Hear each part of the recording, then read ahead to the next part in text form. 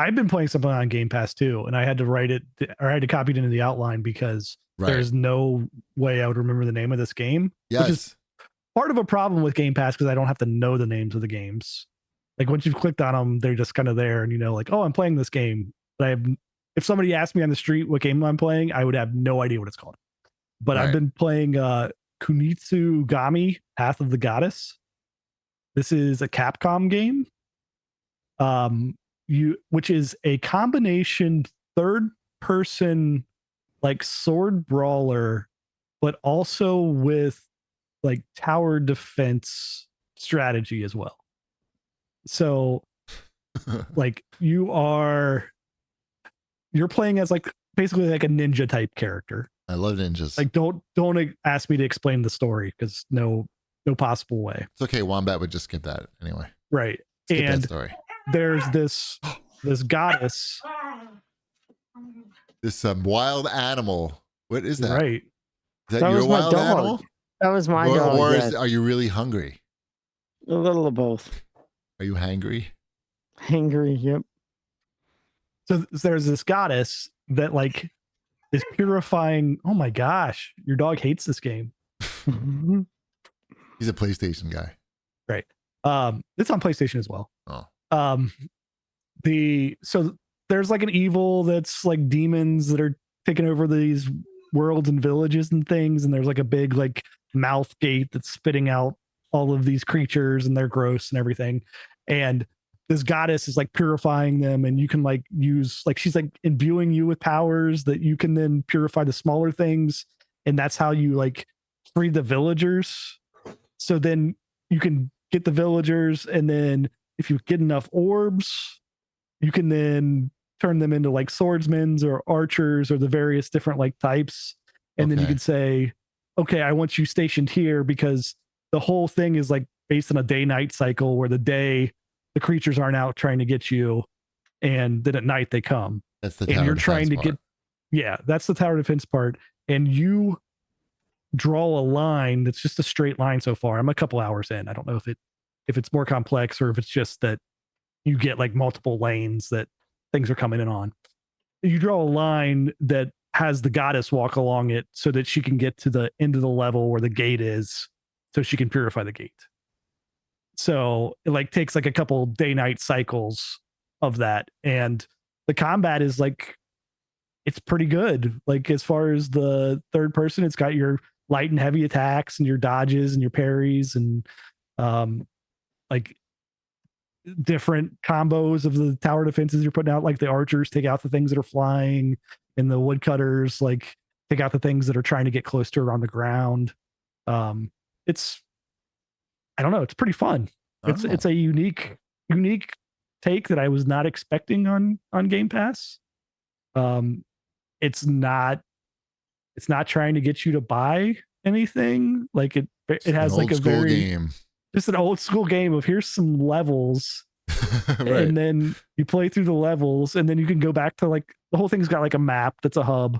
Yes. And like as you're like clearing the villages, then in between you can assign those villagers, once you've cleared the village, to like rebuild the village. And then that like unlocks more powers for you and like upgrades and stuff. And yeah, it feels like a kind of a game that we would have gotten like maybe 20 years ago, like structure wise, but it's unique. Right. It sounds like it. They're not making games like that anymore. Too many. Capcom came with it. Right. Well, they don't know anything else. And they named it Kunitsu-Gami, Path of the Goddess. Yeah. Is what they decided was how this game would sell in the West. Hey, they got you to play it. Mission accomplished. Mm-hmm. We never mentioned Game Informer being shut down.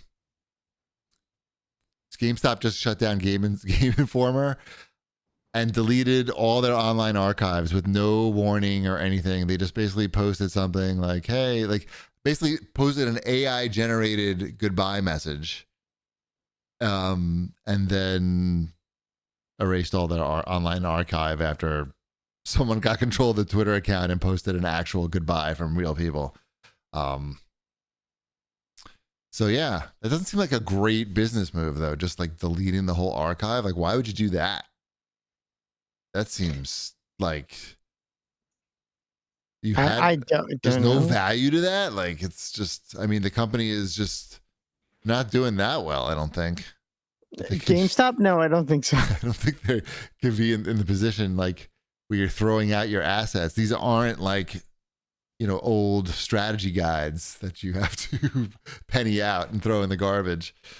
I don't know. Seem like pretty tasteless also, like incredibly tasteless. Anyway, so rest in peace, Game Informer. I don't know that I ever bought a copy of Game Informer. Do they sell at the airport? I see like that scenario. I could have bought one. I had a subscription for a long time Okay. back in the day when people had subscriptions. I used to get spend a lot mine. of time at It came GameStops. free, right? With Yeah, your, it came like, free with the GameStop Plus or Pro or whatever Mhm. they call that. Mm-hmm. So I had it for a little while because it came with that back when Yep. that was the place you shopped for video games. Mm-hmm. Right. And now what is it? Oh, you got to visit the shittiest GameStop in America. Chip, I when you were did. here. Yeah, Wombat's daughter broke a mug. Adding we to the all left. shittiness of the store. Yeah, we all left. We were at the Roosevelt Field Mall, and they I used to did have- offer to pay for the mug, Yes. and the guy was like, "Don't worry about it." He's like, look, no one's gonna even notice that mug is broken. We're just gonna leave it right there. Apparently, it was like on the very edge of a hook, like it was dangling on the edge of a hook in the air. Not a good place to put a mug to begin with. Right. So, But there used to be 2 GameStops in that mall, and then the big one closed, and they left the small one. And what'd you think of that one, Chip? Have you ever been in a shittier GameStop? I mean, I've been in that one twice, and It's gotten shittier though. it's really bad. The I don't want to carpet be has in holes there. it. Yeah, the carpet's terrible. Like there's just stuff just stacked like everywhere. And it's tiny. It's small. It's tiny. There's not that like there's hardly any games in there to look at. Right. It's all Funko Pops and mugs and action figures and Higher margin items. and headphones. Yeah, it's And no air. No air. No No windows. circulation no air. at all. No- That's just like embarrassing. Like they could like as much as anybody wants to like crap on GameStop, which is easy to do, like yes. still like that one in particular, like it's like one of the biggest malls in America. Like that Yes. should be a flagship store Yes. where you are like highlighting it just for like brand recognition and like having events and everything at that type of store. Right. There used to be a Microsoft store there. Like, but instead they just took the smallest, shittiest one that they had in like one of the worst spots in the mall too. Like it's in like the little alley kind of. Anyway, glad you got to experience that again. It's a good time. I love it every time we go. It was great when that mug broke. And And your son was like, leave. your son was like, I don't know her. He just walked out of the store. Right. Like people, he's like, I'm not dealing with that. And just walked right out. It's like it's happened before almost. It was pretty funny, entertaining. So I think we're ready for the CAGbag. Looks like that's where we're at. Let's see. Damie Pass writes in and said, did any of us ever pick up a Steam Deck or one of its competitors? Surely Shipwreck has. They're pretty neat. Emulation on them with EmuDeck is very nice and easy and cool too. Chip, which one do you have? I don't have any of them. You So have something though, like a backbone. That's different. that's different. That's for That's your just a phone. controller for your phone. That's Yeah, even I have Um, one of those. yeah. I have 2 different ones of those. Yeah. Right. Where you gotta pick one up and show it. That's what we're Right. doing. You right have now, it Chippy. and within arm's length at all with times. arms length. Chip does the podcast, listening to music in his headphones and holding on to a backbone. Mother by Danzig is currently playing. Nice. The I've thought about getting one of these, but every time I think about it, like the moment passes before I take action on it, because I think of like I have this Switch with all these games that I haven't played yet that is just sitting there, and if I'm not going to play the Switch, like I feel like I'm not going to get value out of a similar, like I know a lot of different games, a lot of different capabilities, but it's the same like scenario of me sitting down and playing this handheld thing. I just don't, I haven't sold myself on it yet. Right. They're like $600, right? Yeah, it's $600, which is for what they are. That's, I guess, okay. But it's not going to be my main gaming system. And then like, I don't have I don't have a commute where I'm sitting somewhere where I'm going to be playing it. I've got multiple screens within the house that I can like play It's not a solving any console problem or a for PC you. if I need. Yeah, I don't have a need for it. Right. Yeah, I mean, either. I see them at Best Buy, and they look big also. At Clicksby writes in, which console were each of you most excited for in the last 20 years? Which has been the most disappointing in the last 20 years? Which is the most hyped console? Since 2004. Last 20 years. Oh, I didn't 2004. 2004. Yeah. I mean, you know, they've all been all right. I'm trying to think if I was truly hyped for any of those more than I was for like PlayStation 2. PlayStation 2 is a pretty big deal. Yeah. Yeah, I think the downfall between Xbox 360 and Xbox One would be one that like I still liked the Xbox One, but yeah, that was like a thing. That was a disappointment. That was the biggest disappointment. That was the biggest disappointment in that answer. Well, I mean, the easiest answer, I just wasn't excited about it at any time, was the Wii U, right?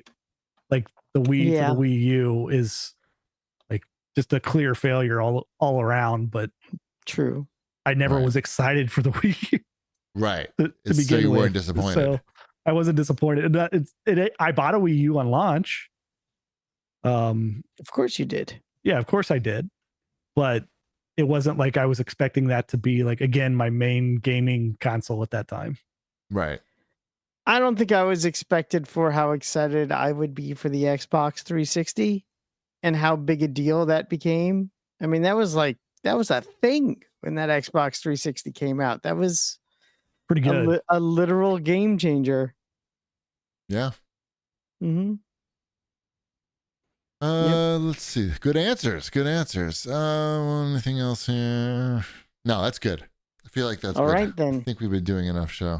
I forgot to set the timer, but I feel like it's my soul. We're like at 1:15. Oh, you have a timer. No, I can just tell by what time it is. Shit, look at you with the math. Damn. Anything else you want to say before we say goodbye? Last chance to plug. Follow me on Threads at Wombat5277. Why? You don't need to.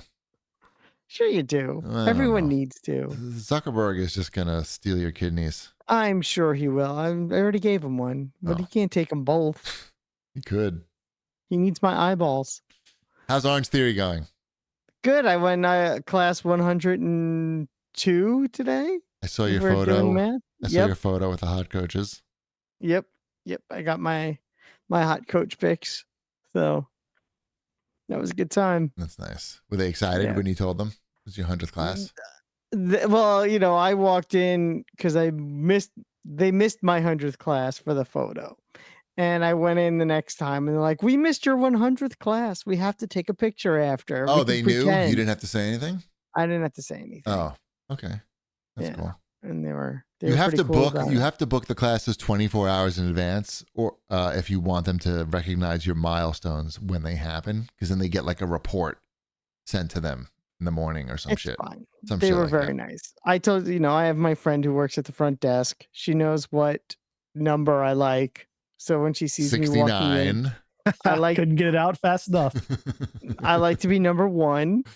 Right. Station 69. I like station number 1. I Uh-huh. walk in, and when she goes, I already she'll point and she'll so that my name's already there at number 1. I'm like, thank Nice. you. Did they make you do burpees for your 100th class? They did not make me do Oh, burpees. That's good. Yeah. Sometimes They when look it's your at me and birthday. they're like, we're not going to make him do any more than they're like, he's not going to make it. No, they don't say that. Yeah. They just, You know who may join Orange Theory? Who said Who? that they're seriously consider joining? Ben Gilbert. Ben Gilbert. Cool. Yes. Yeah. There's one near his office, so Nice. I mean, I was about to say it's fun, but that's not really true. But it's fun when it's over. When the class is over and you're going home and you can eat lunch and take a shower. Well, I don't eat lunch after. I Well, take a shower after and jack usually off. have a banana. Right. Banana up your ass and a shower. Banana in the shower. Yeah. All right. Hey, whatever works. Whatever gets you through the workout. That's the important thing is you're consistent. Yeah. I also go a lot earlier in the morning than you do. Yeah, I thought about like showing up for your 100th workout as a surprise, but I'm not going there at fucking 7 something. 7:30 in the morning. Yeah. You don't want to be at my Orange Theory? Yeah, I don't want to wake up at 6 something to surprise you. 6 p.m. maybe. Feel free to surprise me though, at mine at a normal hour.